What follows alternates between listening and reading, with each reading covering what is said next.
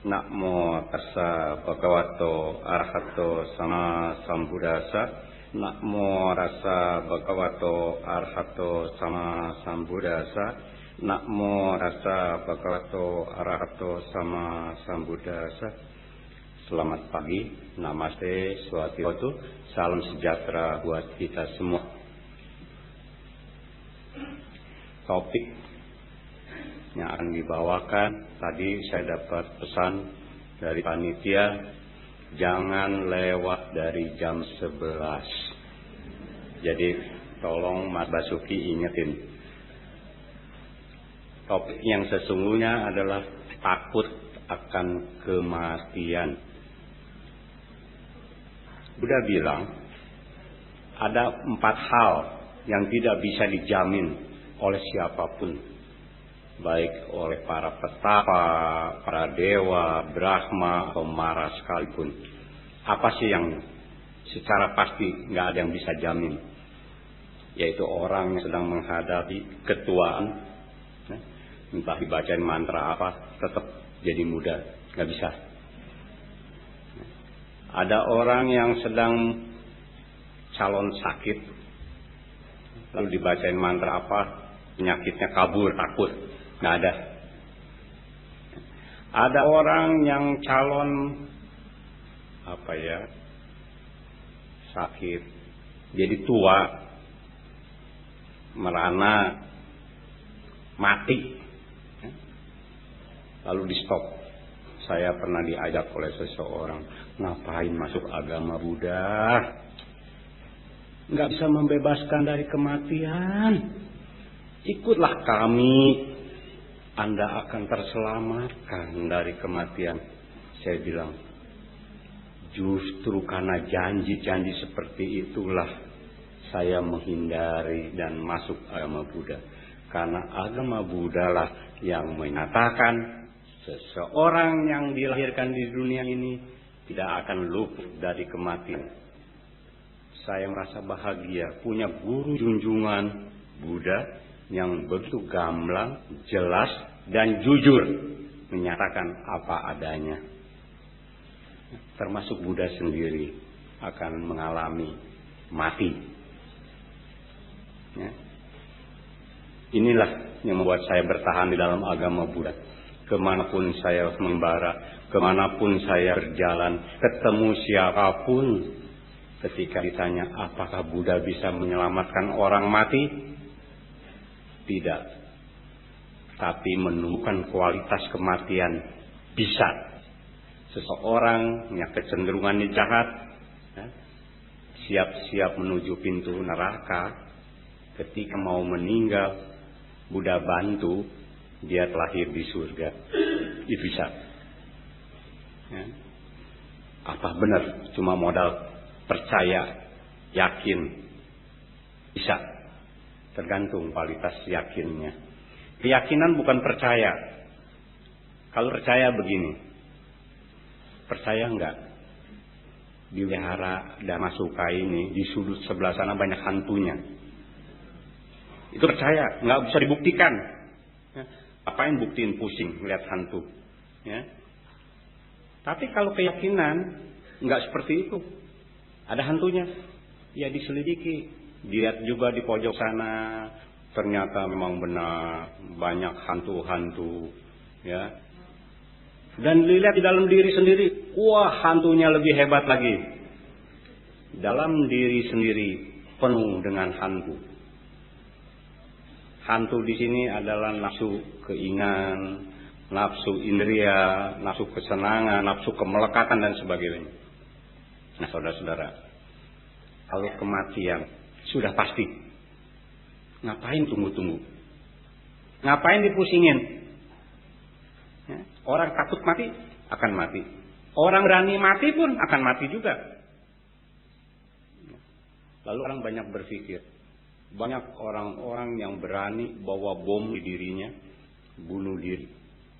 Kata orang, mereka adalah orang yang berani mati. Mari kita jujur, kita telaah, apakah orang yang seperti itu betul-betul berani mati?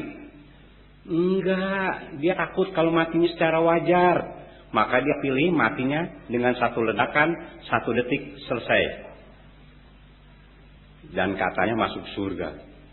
Tanda tanya. Kalau pikiran pada saat dia meledakkan itu, sedetik saja, sesaat saja, timbul penyesalan atau timbul bayangan orang-orang yang mati kemudian setelah ledakan itu, dia langsung masuk neraka. Kenapa? Perbuatan itu perbuatan jahat. Nah, saudara-saudara sekalian, ada satu Brahmana namanya Janusoni bertanya kepada Buddha bahwa di dunia ini nggak ada orang yang nggak takut mati, semua takut mati. Lalu Buddha bilang, ada orang yang takut mati, tapi ada orang yang nggak takut mati sesungguhnya. Orang yang takut mati adalah orang-orang yang menyenangi nafsu kesenangan indera. Contohnya, ya, ketika muda, ketika sehat, babi yang enak. Lagi sakit, ternyata makan babi hong nggak enak.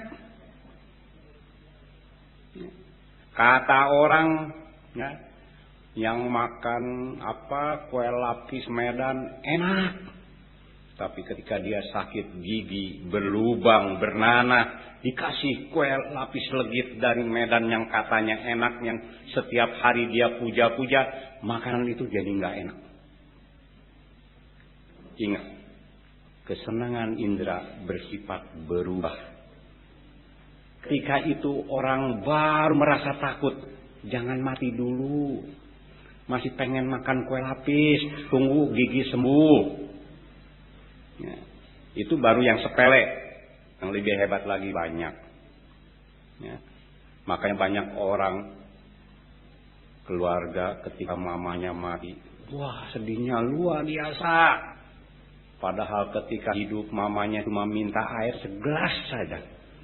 Mereka bilang, mama kan sehat, cuma sakit sedikit di dalam usus. Mama kan penyakitnya enteng, cuman cancer di buah dada. Jauh kemana-mana, cuman sekitar buah dada kok. Ambil air aja nggak mau. Tapi ketika mamanya mati, waduh, cucuran air mata keluar semua. Dari air mata duyung keluar, air mata buaya keluar. Lalu mereka nangis, mama jangan mati. Apa sih yang ditangisin? Ya. Padahal begitu mamanya masuk ruang ICU, 1 bulan belum mau jalan juga. Bukan jalan pulang ke rumah, tapi jalan pulang ke sana. Ya. Mulai ribut. Dihitung, ongkos tiap hari kuitiau. Kalau udah gini, yang jadi sasaran Romo Pandita, Mo, gimana Mo? Mamaku di ruang ICU, bisa nggak bacain mantra supaya dia sehat kembali? Bohakmu, nggak tahan. Kui cap dia udah keluar, masih belum baik. Apa dicabut aja? Nah, selang infusnya. Jangan lakukan itu. Anda melakukan itu, melakukan pembunuhan terhadap ibu sendiri, neraka avici. Ya. Penjara, ada penjara yang VIP. Begitu masuk, ada kulkas, ada TV, ada semuanya, serba lengkap. Tapi ada neraka yang berhimpitan. Satu ruangan yang cukup 10 orang diisi 50 orang. Jangankan untuk tidur, duduk juga susah, berdiri juga sulit. Yang terakhir napas juga susah. Kesini bau, kesana bau, nggak ada yang wangi. Apalagi neraka. Neraka avici adalah neraka yang paling hebat. Kalau mau ke sana, tiketnya bunuh orang tua. Jangan lakukan itu. Kalau pilih neraka, terpaksa pilih nerakanya yang masih VIP. Apinya bisa di-setel, panas ya. Kalau terlalu panas pakai AC, bisa minta.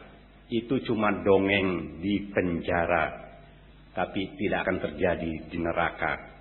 Jadi Anda jangan rekayasa. Oh nanti kalau masuk neraka, gampang. Gayus aja bisa jalan-jalan kok. Makanya bawalah uang bio yang harganya satu nilainya 5M atau berapa. Bawa segepok cukup. Kalau begitu dikurs dengan uang Indonesia, yang katanya uang Indonesia kursnya rendah, cuma no bantun.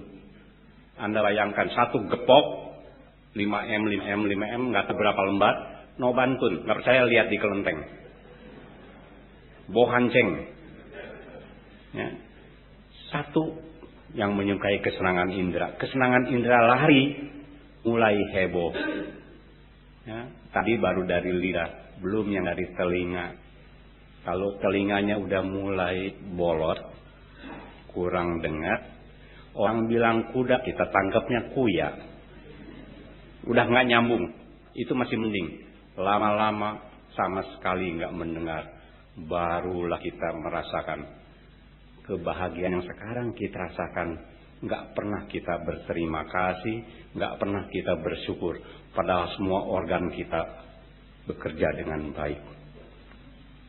Mendengar ceramah, Anda bisa dengar dengan baik tanpa salah terima.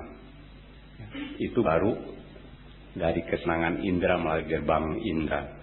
Sekarang tubuh, orang yang melekat kepada tubuhnya, jangan lupa tubuh juga bersifat anicca. Jangan cerita yang lain. Tumbuh uban saja di kepala, tante-tante mulai heboh. Kalau tante-tante heboh, pantas umurnya baru 30, 40. Nenek-nenek ikut heboh. Kenapa?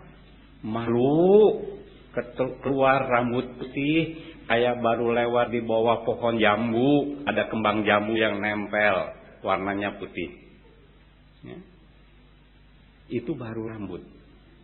Gigi copot, kayak saya. Ya. Ada jendelanya. Tapi sekarang udah zaman modern. Gigi melongkong, copot, ya ganti sama yang palsu. Walaupun tidak seindah, tidak sekuat yang asli, lumayan. Kalau ngomong ada yang nahan, jadi nggak ceplos gitu. Ya. Kalau makan juga masih bisa ada yang ya baru gigit. Walaupun nggak sehebat gigi asli. Berbahagialah Anda yang giginya masih mulus. Rawat, gosoklah giginya. Jangan seminggu sekali. Ya. Kenapa? Anak sekarang cenderung gosok giginya males. Kalau orang tua dulu rajin. Kenapa? Belum ada odol, pakai bata, ditumbuk, pakai arang ditumbuk. Kalau nggak ada apa-apa, kalau di India masih pakai kayu, nggak punya sikat, pakai kayu. Semakin modern, nah, makin canggih alatnya. Nanti dia mau udah sebulan baru disikat, pasti rontok. Soalnya ini odolnya luar biasa. Ya, karat yang gimana juga pasti hilang. Dan anak sekarang lebih cenderung makan yang sangat merusak gigi. Dari yang manis-manis sampai yang ekstrim, dari panas langsung dingin. Makan bakso panasnya luar biasa, setelah itu minum air es, maka giginya akan lebih cepat rapuh. Ya. Itu baru gigi, belum yang lain. Begitu, ya, mungkin gigi nggak kelihatan, terutama kaum ibu nggak ambil pusing. Tapi kalau kulit muka mulai keriput, waduh. Yang dari pantat kalau bisa dipindahin ke muka, operasi plastik. Dan di situ kita menderita.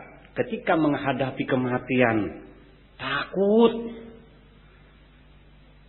Kenapa?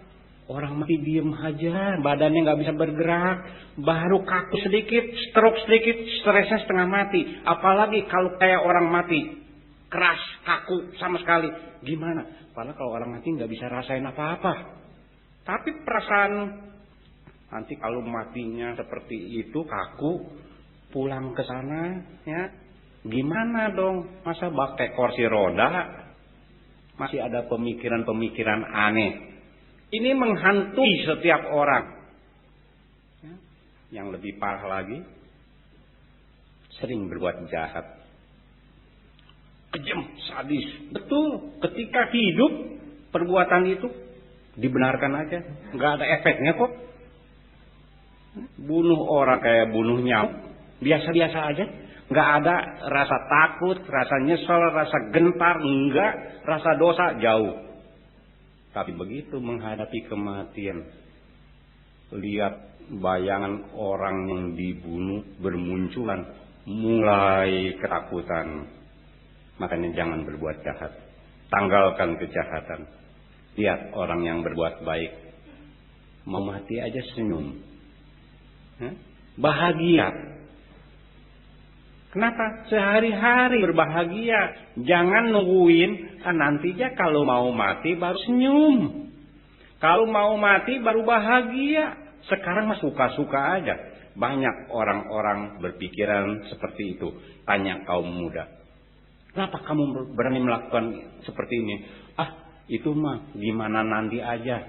Tuh dalam bahasa Jermannya, eta mah kumaha engkewe. Seharusnya mulai dari sekarang kita balik. Bukan bagaimana nanti.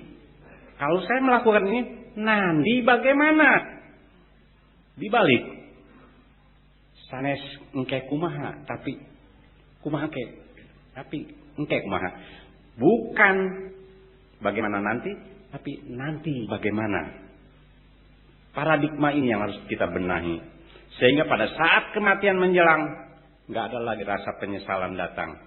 Mau mati, wah, nyesel teh, nggak tahu wihara dharma suka, pada ada Romo Cunda. Makanya begitu mau mati, tolong teleponin Romo Cunda, suruh ceramah. Percuma. Kalau si Cundanya ada di Jakarta, bisa ke ruang ICU. Kalau si Cundanya ada di mana-mana, yang datang si Cunda lain, bukan yang ini. Yang aslinya mah ganteng. Kenapa? Ibu-ibu, bapak-bapak sering melihat penampilan luar. Lihatan ceramah, bukan ceramahnya yang didengerin, dilihatin orangnya dari atas sampai ke bawah, dari bawah sampai ke atas. Udah pulang ditanya sama tetangga, tadi si Romo cerita apa? Nggak tahu. Ngapain sana? Senengnya lihat dia ketawa, kita ikut ketawa. Janganlah seperti itu. Hari ini untuk mengatasi persoalan yang ketiga, orang-orang yang berbuat jahat ketika mati akan mengalami kesulitan, tapi orang-orang yang baik ketika mati mengalami ketenangan dan kebahagiaan serta ketabahan. Hari ini adalah banyak hal yang bisa dilakukan. Lohita dana. Tahu lohita dana? Lohita darah. Dana berupa darah. Donor bahasa sekarangnya, donor lah. Kesempatan emas ini jangan dilewatkan, terutama bagi mereka yang darahnya belum tercemar seperti saya. Oleh karena itu orang seumur saya sudah tidak diterima lagi. Karena mungkin udah kecampur minyak tanah, kecampur segala rupa. Tapi buat mereka yang umurnya masih produktif, sampai 50 lah, berdanalah.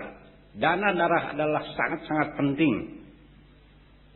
Nanti besok lusa ketika kita juga menerima dana darah orang, kita bersyukur bahwa kita sudah berdana. Saya sampai saat ini belum mencapai rekor 60 kali belum, tapi 25 kali udah. Jadi cukup kawin perak aja, nggak sampai kawin emas. Kenapa? Setelah itu jangankan kasih darah ke orang lain, sendiri juga perlu darah. Kenapa kurang darah? Buktinya kurus. Kalau yang dulu cuma perutnya aja, samcan tambah. Ingat, orang semakin tua semakin mudah tambah samcan. Kalau babi samcannya tambah mau tahun baru, yang punyanya udah hitung cuannya. Wah, sekilo sekian, nambah berat lagi, tambah lagi cuannya. Tapi kalau orang mau jago udah overweight, setelah jago jangan tanya. Setelah tahun baru lebih melar lagi. kan makannya tidak terkendali, baru diundang ke si A makan nggak banyak, mau cuman ini sedikit itu sedikit, saking makanannya banyak ya sepiring metung. Habis dari sini mau ke tetangga ulang tahun makan lagi, mau nanti malam mau ke yang menikah makan lagi. Maka jangan heran kita tidak terkendali dalam soal makanan. Jangan heran kalau kita juga gudang penyakit. Hati-hati. Lalu yang keempat, orang yang belajar agamanya nggak jelas, bingung, mau mati bingung. Betul percaya sama Buddha masuk surga nggak ya? Padahal yang seperti ini harus dipertanyakannya ketika kita lagi sehat, bukannya ketika kita udah di ujung dekat ajal, udah nggak punya waktu lagi. Jangan berpacu dengan melodi, dengan waktu. Kalau sudah dekat, kita nggak sempat lagi berpikir. Makanya nggak heran, umat Buddha yang nggak pernah punya keyakinan adalah sasaran empuk buat makhluk-makhluk planet yang mencari objek. Dalam hal ini, cari umat baru. Kenapa? Umat Buddha dikenal sebagai umat atau tempat untuk beralih ke tempat lain. Makanya mereka bilang, masih agama Buddha ya? Syukurlah, besok lusa tinggal gampang pindahnya ke tempat kita. Oh, begitu yakinnya. Ketika saya ditanya, masih beragama Buddha ya? Saya bilang, kamu belum beragama Buddha? Kok terlambat? Cuma joke, tapi bikin shock mereka. Kenapa harus beragama Buddha? Justru terlambat, orang lain sudah beragama Buddha, Anda belum. Dan saya juga sebagai umat Buddha terlambat. Orang lain sudah jadi Buddha, saya belum. Oleh karena itu, datanglah jam 4 sore di sini. Pesan sponsor. Kenapa? Yang datang sekarang ini adalah orang yang berkualitas. Kita susah cari figur yang seperti ini. Datanglah, buktikan sendiri. Jangan percaya mulut si Cunda, jangan percaya mulut panitia. Datang dan lihat sendiri. Lihat wajahnya saja bulan purnama. Begitu lihat wajah, kalau lihat wajah saya sebagian suka, yang tidak sukanya lebih banyak lagi. Tapi kalau lihat yang ini, hampir seluruhnya suka. Kenapa? Dari wajahnya aja terpancar meta, terpancar kebahagiaan, terpancar kualitas batin yang baik. Datang, jangan nanti ya nonton dulu, tunda nonton. Yang bisa ditunda, tunda.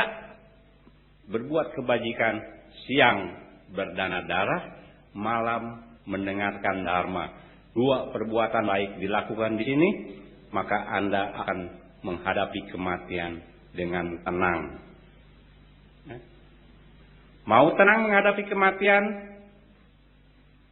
Smile di dalam hati, bukan di bibir. Smile kapan? Nanti mau mati? Enggak, dari sekarang, nabung.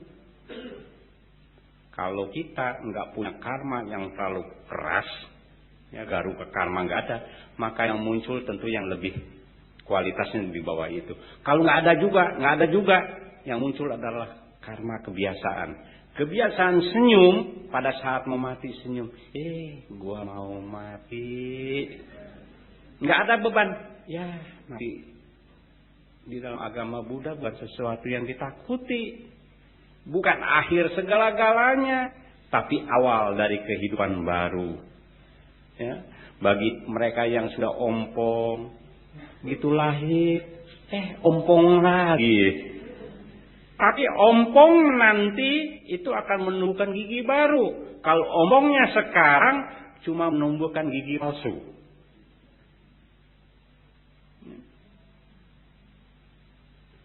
Jangan takut menghadapi kematian. Paling bisa menganjurkan orang jangan takut kematian. Saya paling senang. Tapi begitu mendengar tetangga, teman, saudara yang umurnya lebih muda, udah mati duluan. Ya, kapan gua? Tadi bilang jangan diarep-arep. Timbul pikiran seperti itu. Kita adalah orang-orang yang masih labil. Ya, dalam keadaan sehat kita nggak takut mati. Dalam sehat kita nggak ambil pusing mati. Tapi kalau begitu kematian secara parsial datang, ingat ya, kematian bisa total, bisa sedikit-sedikit. Ya, sekarang sudah mulai dirasakan. Kalau dulu saya berlari dan berdiri, dalam artian mau ke wihara manapun saya berlari ngejar-ngejar waktu. Ya. Lalu kalau naik angkot macet udah nggak pusing, lari aja, masih gagah. Ya. Bus penuh, kereta api penuh, nggak ambil pusing, berdiri aja asal masuk, nggak tahu kaki siapa diinjak, pokoknya masuk dan terbawa ke Jakarta. Tapi kalau sekarang angkot macet kayak kemarin mau ke Pantai Indah Kapuk, saya udah SMS, kemungkinan terlambat. Kenapa mau macet? Kalau dulu macet itu saya lari, berapa jauhnya dari rumah stasiun sih? Ya, masih muda juga bolak-balik, nggak pernah naik angkot. Kok udah tua lah agak mau naik angkot. Ya, tapi memang kemampuannya nggak ada. Ya. Gitu pulang siaran dari Jakarta harus pulang ke Bogor cepat-cepat. Siapa tahu Pakuan terlambat, kereta Pakuan terlambat jam 9:10 masih ada, saya keburu. Ya, walaupun berdiri dia 1 jam udah sampai Bogor. Tapi kalau enggak, saya harus nunggu jam 11 malam. Ya. Bermeditabo di stasiun Beos dan sampainya ke rumah bisa 2 jam. Karena setiap stasiun berhenti dan kemungkinan besar nggak dapat tempat duduk. Jadi berdiri. Sekarang bukannya lagi si Cunda zaman dulu. Kalau dulu mah gagah, sombong dia. Ya. Kalau dipelototin orang, melotot lagi. Kalau dipukul orang, wah bisa mukul 2 kali. Kalau sekarang ada orang berantem aja, jurusnya Cibarusa. Kalau di Bogor namanya jurus Cibarusa. Batu rusuh, kita misah. Ada kerusuhan, kita lari. Jangan dekat-dekat. Kenapa? Jangankan ikut rusuh, kedorong-dorong orang lain juga kita jatuh. Dan kalau udah jatuh, susah bangun. Kalau dulu jatuh, bangun lagi. Kalau sekarang jatuh, malu. Bangunnya lama gitu. Ya. Udah waktunya. Ya. Belajar dhamma, jangan ditunda-tunda. Semakin tua, kita bukan semakin gagah. Bohong kalau ada orang bilang, nanti aja belajar dhamma, kalau udah mau mati, belajar dhamma, pasti masuk surga. Enggak mudah yang diperkirakan orang seperti itu. Sekali lagi, jangan takut menghadapi kematian.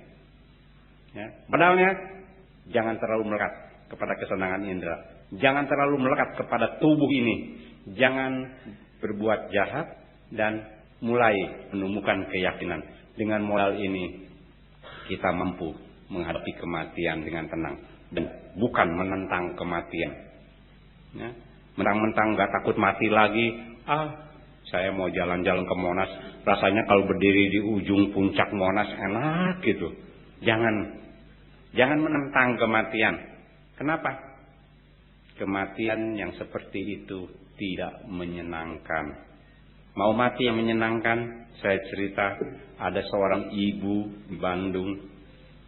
Udah sering saya cerita ini.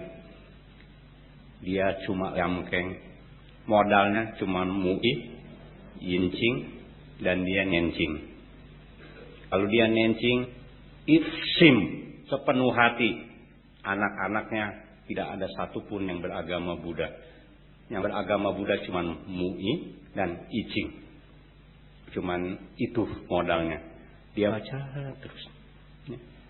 Dan dia baca mungkin lebih rajin dari para biku-bikuni. Pagi bangun udah baca, malam baca. Anak yang bilang, tuh masuk agama yang salah. Orang lagi tidur dia ketok-ketok kayu.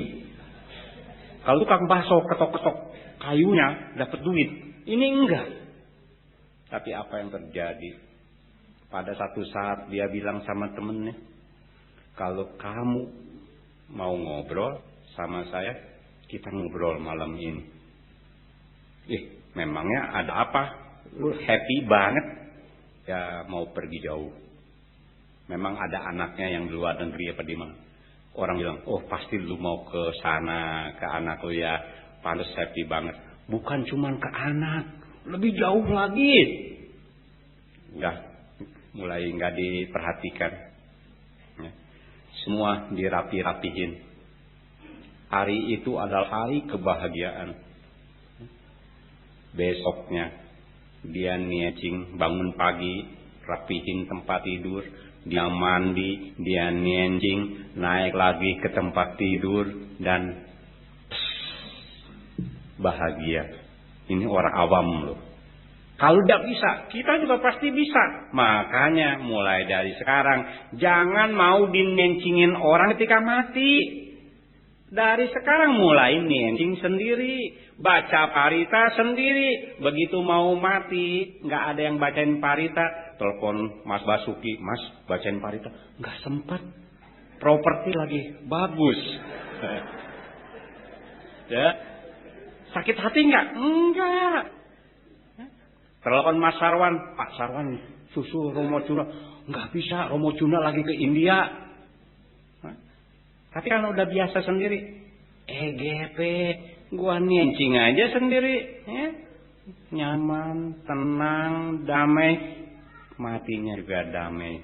Coba kalau Anda nggak pernah punya keberanian buat nencing sendiri. Begitu telepon Mas Basuki, jawabannya seperti itu. Waduh, kecewanya banget. Cari Romo Juna jawabannya seperti itu. Wah, ngamuk. Apalagi minta tolong ke wihara. Tuhu, tolong ya, Papa Ngai mau. Oh boleh. Paket A, paket B, paket C. Amsio enggak? Muntah darah. Kakak yang mati benar-benar. Selama ini gua berdana di wihara itu nggak ada gunanya. Kok gua mau mati aja minta tolong? Ada paket A, paket B, paket C. Datang tetangga, mau nggak dibawain? Free, gratis, nggak usah bayar. Kecewa nggak sama agama Buddha? Kecewa, umat banyak yang dikecewakan seperti itu. Makanya daripada kecewa, datang sore ini jam 4, lihat purnama dan jadikan purnama itu muncul di dalam diri. Keyakinan kepada Buddha, Dhamma dan Sangha bisa tumbuh dengan lebih subur. Kalau kita punya tuntunan, punya suri teladan yang bagus, yang berkualitas. Kalau kita punya guru yang berkualitas, ya, ada pepatah Tionghoa, sejelek-jeleknya disiplin tentara, sejelek-jeleknya prajurit, di bawah seorang jenderal yang bagus, nggak ada prajurit yang jelek. Kalau kita ketemu guru yang bagus, ya, walaupun kita nggak bisa seperti guru, tapi jadi murid guru lumayan. Nggak jadi master, jadi mister lumayan. Ya, karena ada kualitas yang berkembang. Sekali lagi, bukan pesan sponsor. Ya, sulit menemukan figur guru seperti Pak Osayado. Datanglah. Saya belum punya hoki belajar meditasi di bawah bimbingan beliau. Tapi saya punya hoki belajar meditasi di bawah bimbingan murid beliau, Siale di Pangkara. Sehingga pengabdian saya makin saya tingkatkan. Karena purnamanya Siale menerangi batin saya. Itu baru muridnya loh. Apalagi suhunya. Ya, makanya kesempatan emas. Sekali lagi, semoga bermanfaat dan mari kita tingkatkan keyakinan kepada Buddha, Dhamma dan Sangha sehingga kita menghadapi segala yang terjadi pada diri kita dengan penuh ketabahan, dengan penuh keikhlasan dan dengan penuh pemikiran yang benar. Terima kasih. Namaste, Swastihotu. Kalau ada ingin bertanya secara tertulis, kami juga persilakan untuk ditulis terlebih dahulu dan kemudian diangkat aja, nanti saya ambil. Baik. Tadi ada penjelasan mengenai kebahagiaan. Saya kira kebahagiaan yang kita anggap kalau dapat sesuatu yang nanti gitu, kebahagiaan itu sebenarnya sesuatu yang sederhana menurut pendapat saya, karena ada pengalaman sederhana sekali Romo. Waktu itu di lorong sana, waktu itu ada lumpur dari Thailand. Saya habis dari toilet, secara tidak sengaja berpapasan dengan beliau. Kemudian beliau menepuk bahu saya sambil tersenyum gitu, tanpa bicara. Tapi itu menimbulkan kesan yang mendalam buat saya, hal yang sangat sederhana, menimbulkan kebahagiaan. Nah, adapun pertanyaan saya, bagaimana kita dapat menumbuhkan senantiasa kebahagiaan tersebut dalam kehidupan kita sehari-hari? Ya, terima kasih, Dok. Simple ya. Semua orang sekarang di sini termasuk kita masih berpikir, aku buat yang bujangan, aku akan berbahagia kalau lulus SMA. Udah lulus, dia nggak bahagia, mesti menghadapi ujian masuk universitas. Aku berbahagia kalau nanti diterima di universitas. Begitu diterima, dia nggak bahagia. Kenapa? Dia harus kuliah. Lagi kuliah, aku akan berbahagia kalau dapat pacar. Lupa sama bahagia. Udah kuliah, dapat pacar. Aku bahagia kalau dia jadi suami atau istriku.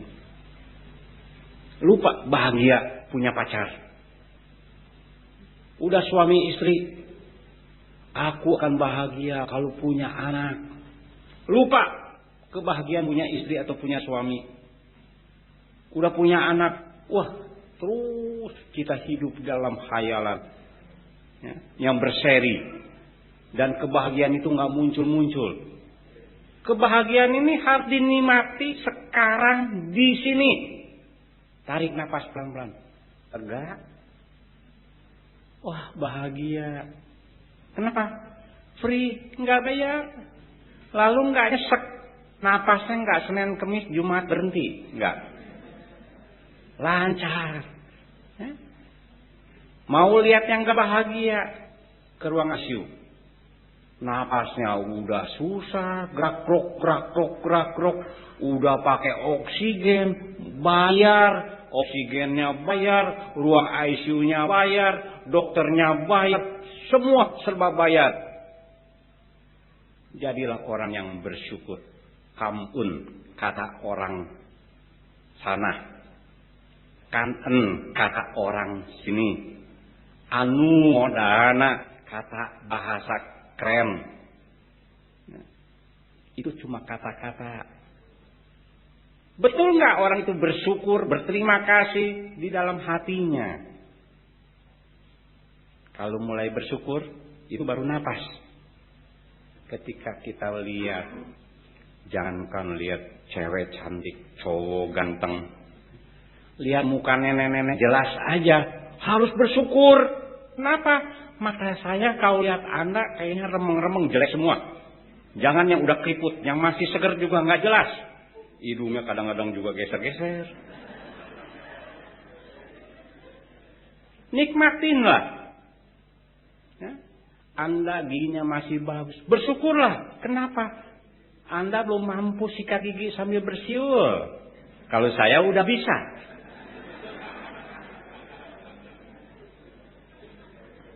Anda sikat gigi cuma di mulut, simple, bahagia. Kalau saya sikat gigi, udah di mulut, udah di luar lagi.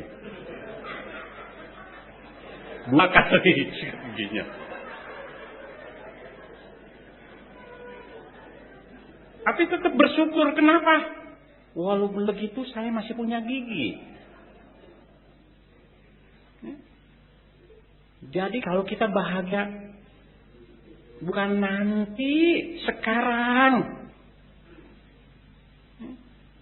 Ada orang bilang, gimana mau bahagia, aku punya anak semua di luar negeri. Orang bilang, anak di luar negeri pasti setorannya hebat. Yang 1 euro, yang 1 dolar, yang 1 pound sterling. Apa nggak hebat? Boro-boro mo, anak-anak gak pernah kirim, gak bahagia mo. Coba periksa diri sendiri. Apakah kita pernah ngirim sesuatu buat orang tua kita? Ke mama, ke papa, pernah? Tiap bulan rutin ngasih. Kalau belum, pantas ya buahnya juga seperti itu. Ya. Tapi periksa lagi. Apakah anak-anak kita yang di luar negeri ngerongrong ke kita? Walaupun dia nggak bisa ngirim, tapi dia tidak merongrong. Be happy punya anak yang tidak merongrong. Kenapa? Banyak orang anaknya merongrong. Minta uang sama mamanya, "Mah, kasih duit nggak?" "Nggak minta gede kok, cuman gocap." "Gocap apa?" "Ban, tiao, kata mamanya. Gua jual gigi palsu juga nggak sampai gocap. Dari mana mama punya duit? Mama teh punya harta banyak. Mau kasih atau mau coba-coba nih? Jangan diturutin ya. Mau coba-coba, celurit nih. Banyak orang tua dibunuh oleh anak karena nggak kasih duit soal sepele. Kita, anak kita nggak begitu. Bersyukur. Orang boleh bilang anak di luar negeri senang. Mari kita lihat yang di luar negeri. Dia nggak gerongrong orang tuanya, tapi dia kerja ekstra berat untuk tetap bertahan di sana. Udah luar biasa. Belum tentu anak di luar negeri itu bahagia. Lihat TKW, TKI yang kirim. Apa bahagia? Orang bilang di kampung, gajinya dinar, dolar. Nggak taunya ada di kolong jembatan. Kerja teriskaan bukannya ke baju, ke muka. Kita cuma lihat luar, nggak lihat dalam. Makanya dari sekarang jangan tunda lagi memperhatikan diri sendiri dan bersyukur. Makanya orang suci bilang kanen. Kenapa? Dia bisa bantu orang lain kok. Nggak bisa bantu duit, nggak bisa bantu macam-macam, bantu tenaga. Simple. Makanya kita cerita di sini berdana cuman teori. Di suci praktek. Bedanya jauh. Ya. Itu satu ya. Jadi janganlah mencari-cari kebahagiaan di luar diri dan nanti. Be happy sekarang.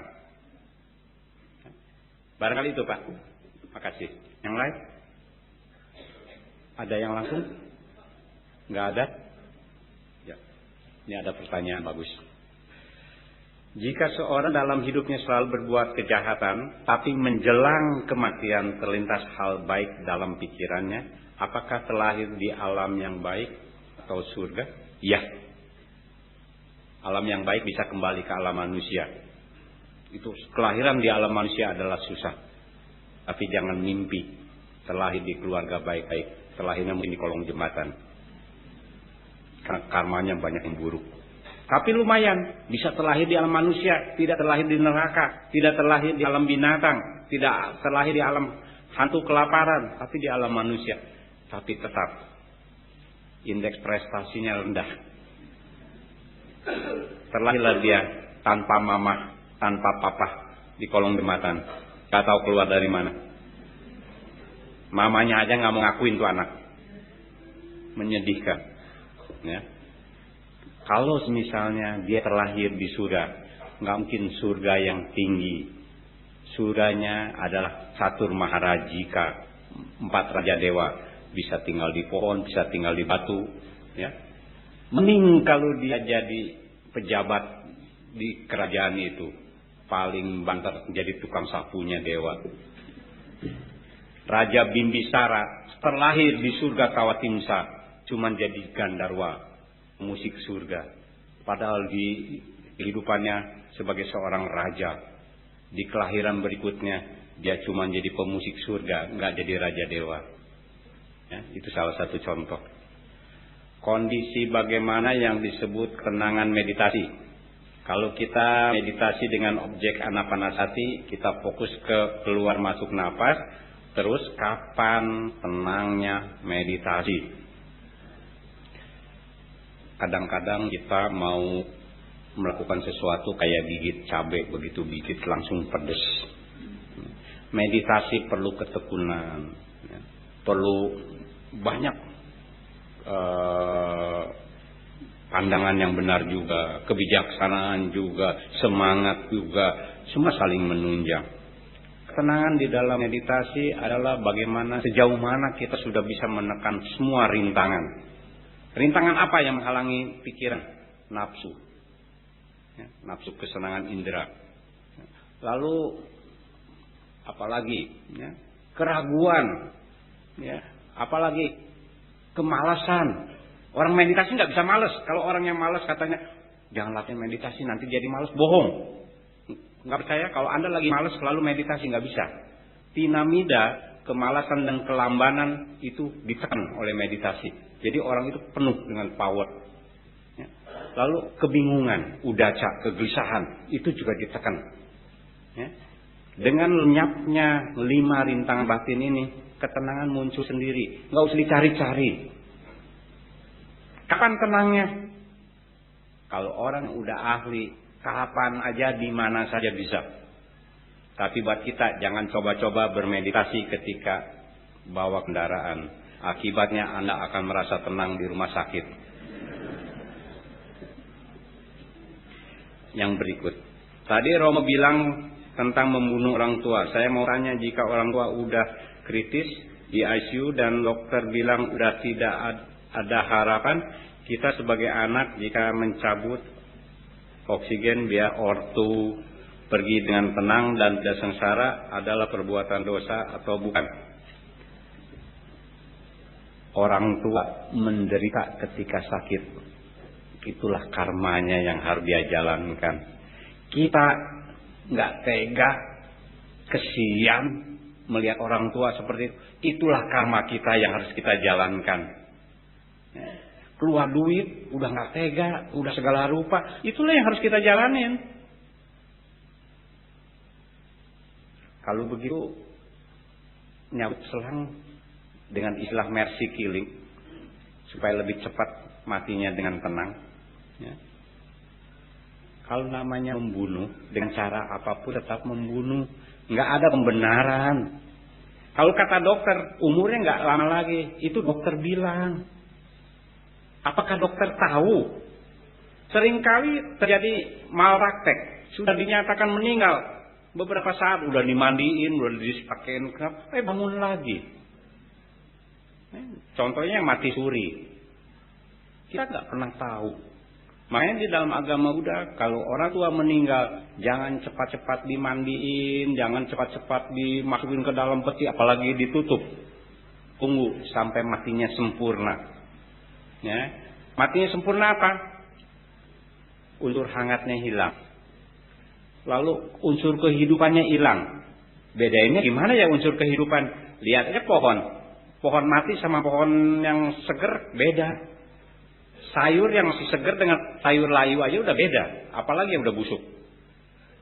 Begitu juga manusia. Jadi faktor-faktor itu biarkan mati dengan sempurna. Baru mau mandiin. Kenapa? Kenapa sih mesti dimandiin? Karena si mayat nggak bisa mandi sendiri. Kalau dia mandi sendiri, kabur yang nungguinnya. Ada orang tanya, mau perlu nggak yang mati dibacain parita? Perlu.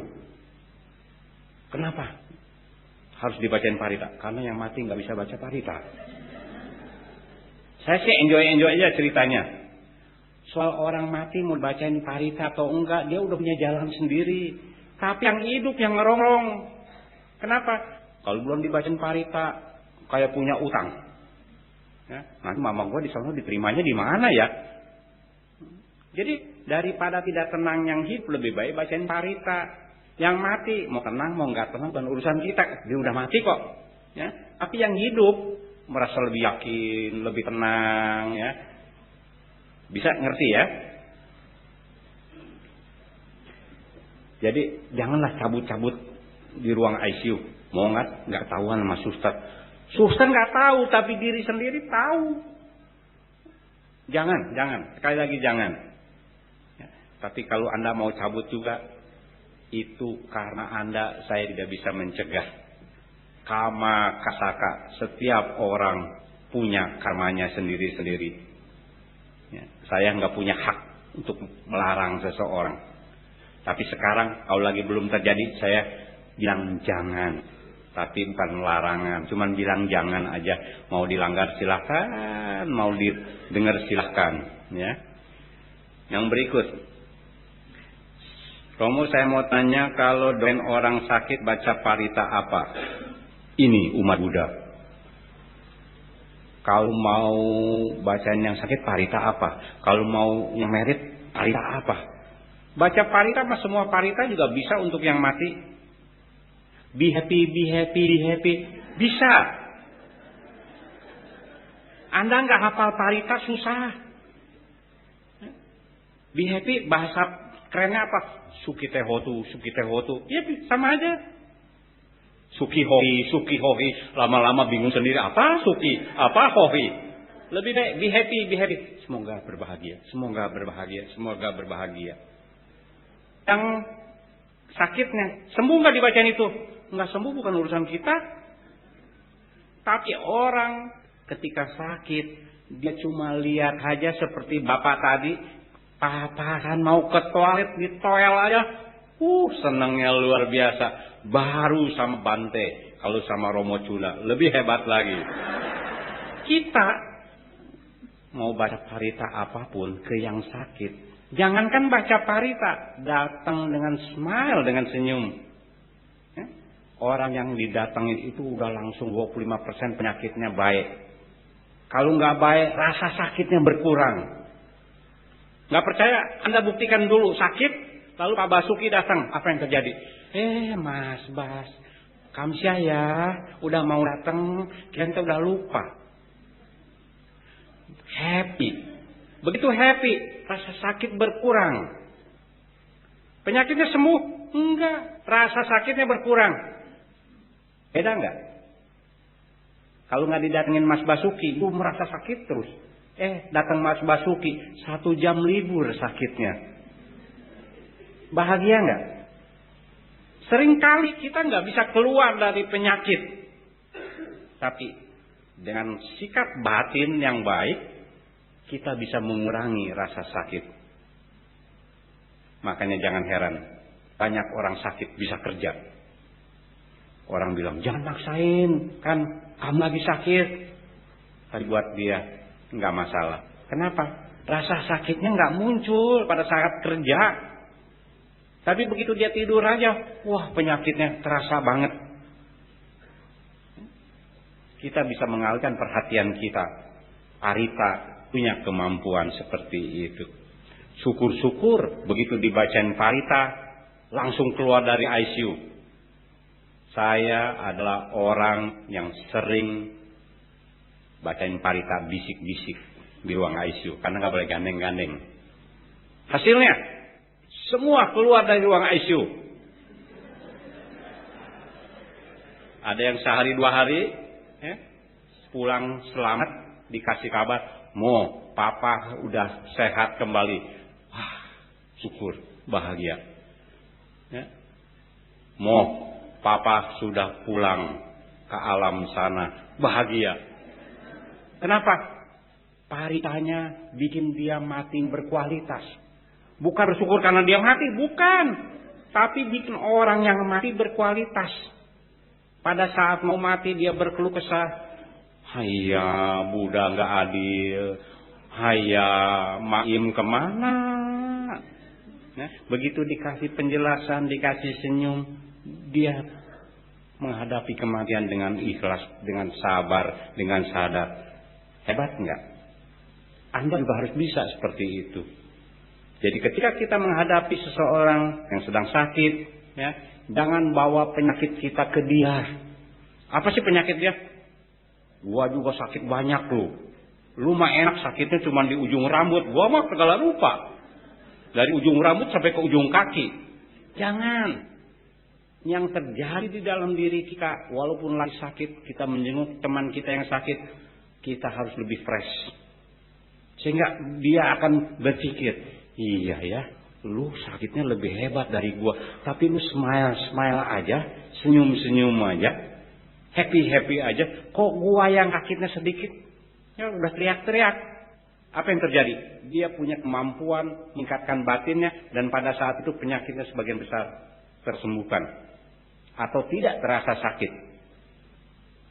Banyak orang-orang yang punya problem besar, tapi dia bisa menyeberangkan orang lain yang punya problem.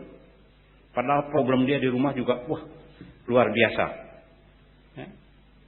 Ini yang kita harus bisa sharing ke orang lain. Jangan ketika orang punya masalah, kita juga bilang, masalah gua lebih hebat, lebih banyak. Jangan. Ya.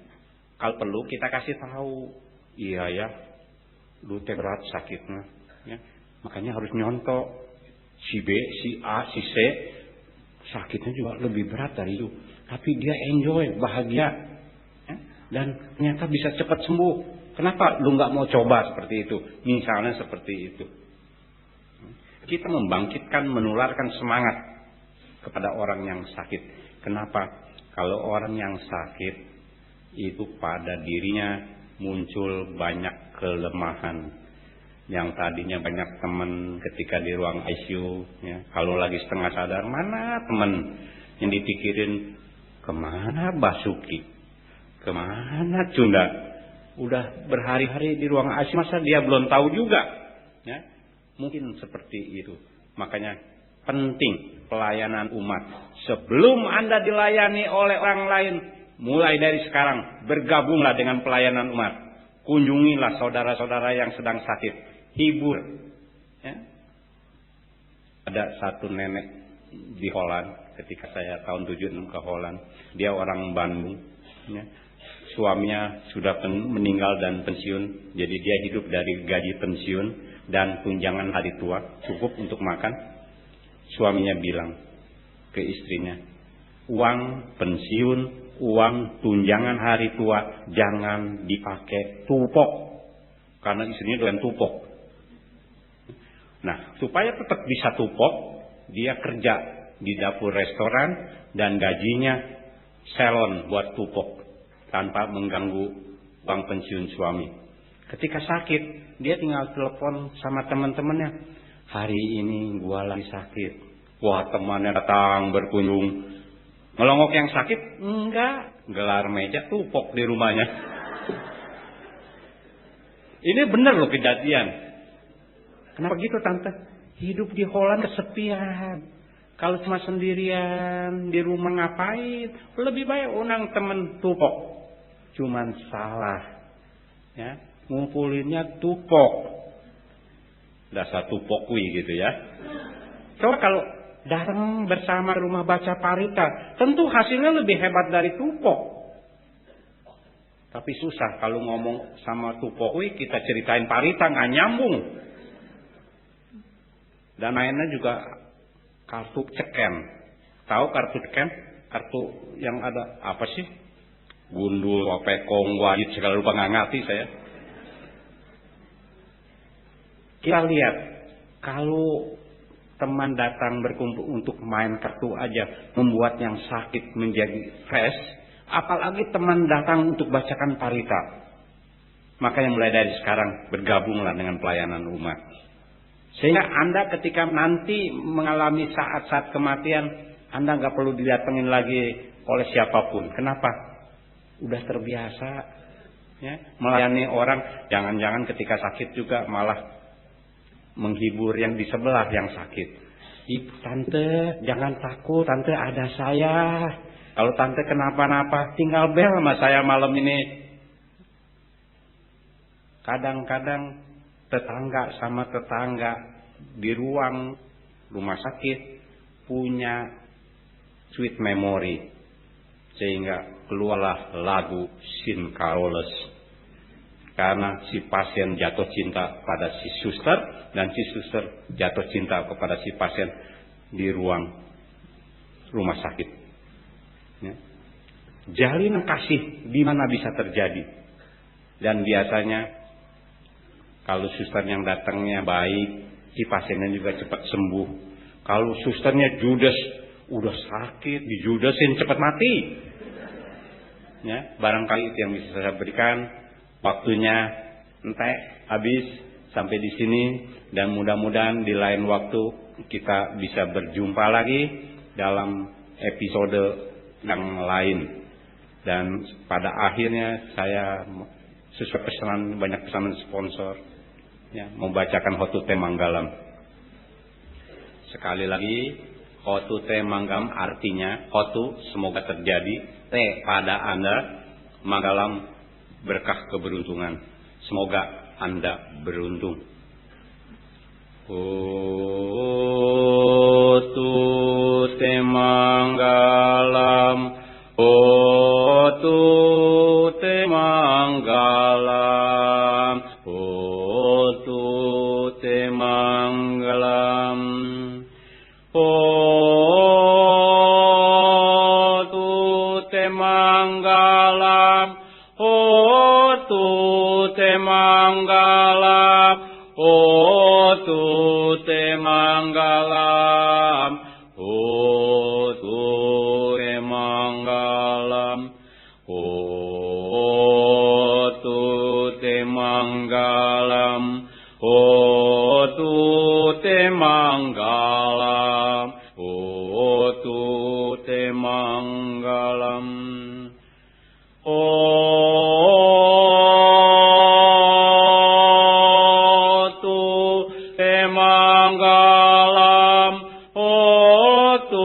Hotute Manggalam, Hotute Manggalam, Hotute Manggalam,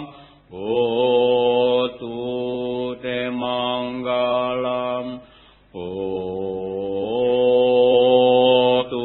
Hotute Manggalam, Hotute Manggalam, Hotute Manggalam.